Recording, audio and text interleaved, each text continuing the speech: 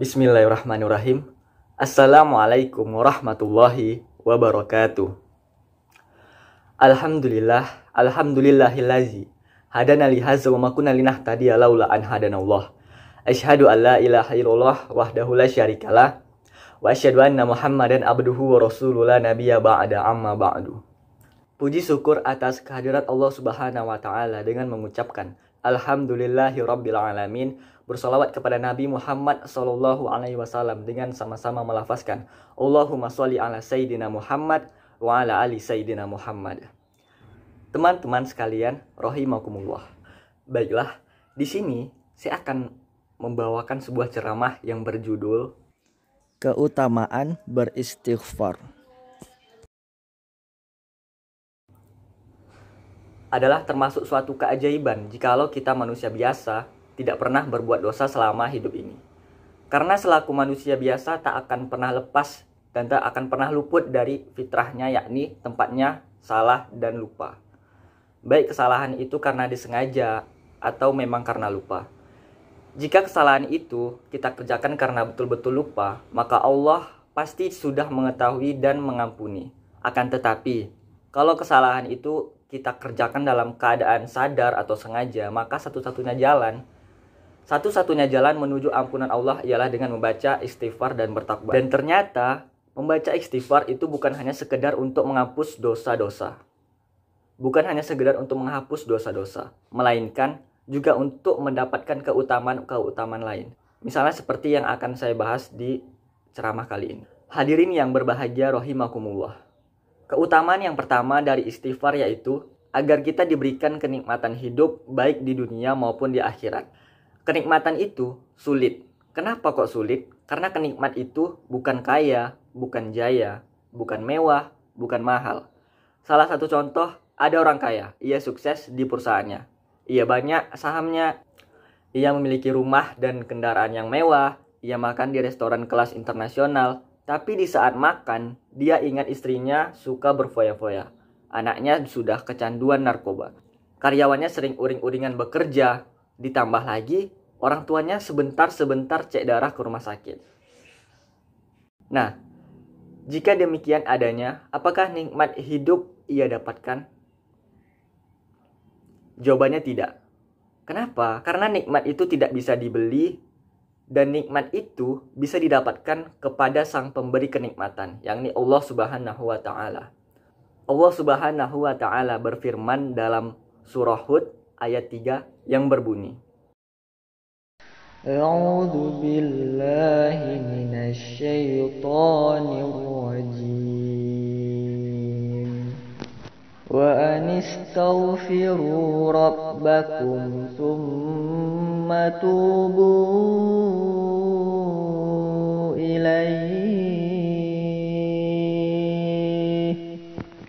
yumatti'ukum mata'an hasanan ila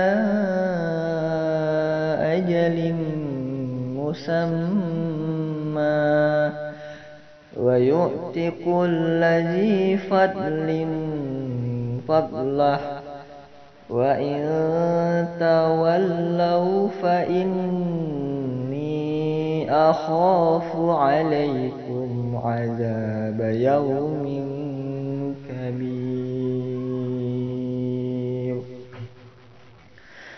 Wa anistaghfiru rabbakum tsumma tubu ilaihi yumatti'ukum mata'an hasanan ila ajalin musamma wa yu'ti kulli fadlin fadlah wa in tawallaw fa inni akhafu 'alaikum 'adzaba yawmin kabir. Sadaqallahul azim. Hadirin yang dirahmati oleh Allah Subhanahu wa taala. Keutamaan kedua dari istighfar yaitu agar kita dianugerahi berkah dari langit berupa hujan, juga berkah dari bumi berupa biji-bijian, buah-buahan, sayur-sayuran, dan lain sebagainya. Sehingga dengan itu kita mendapatkan kekuatan atau kebugaran tubuh karena kebutuhan air tercukupi, kebutuhan gizi juga tercukupi, juga terpenuhi. Inilah berkah istighfar kita atau orang yang mengistighfarkan kita. Sebaliknya, jika kita tidak mau beristighfar, maka berkah dari langit dan bumi akan tertahan atau hanya menjadi satu ancaman terhadap keselamatan jiwa-jiwa. Seperti misalnya berupa bencana atau malapetaka. Nauzubillahi min zalik. Hadirin rahimakumullah.